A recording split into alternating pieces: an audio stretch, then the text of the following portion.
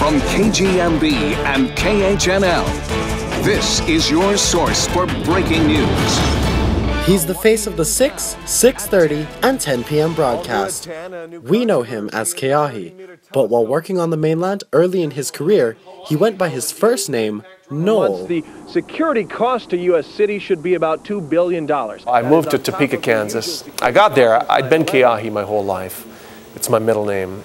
And the news director said, "Now, what's your name?" "Keahi." And he said, no.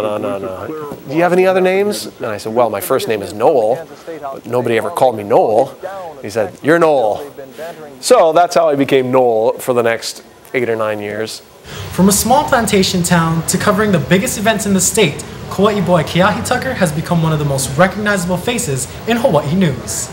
We are all used to seeing tents in Waimanalo, but these are rentals. I've always thought Hawaii was a better news town than any other place I've worked because we are just so into our local news, our local community. The people here are from here.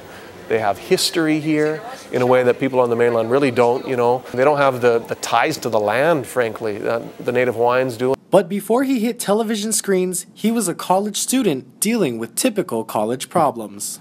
When I went to UH, I just could not get the whole parking thing. And I racked up dozens of parking tickets. I had to pay like a couple $1,000s to settle all my tickets.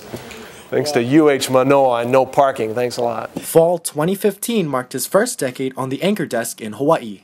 But before he came home, he worked in Kansas, Baltimore, and Washington, D.C. I never liked the mainland. The whole time I just wanted to come home. So there was a shot at KGMB and I said, "I'm going." It just so happens actually, I came home to surf. The waves were really good.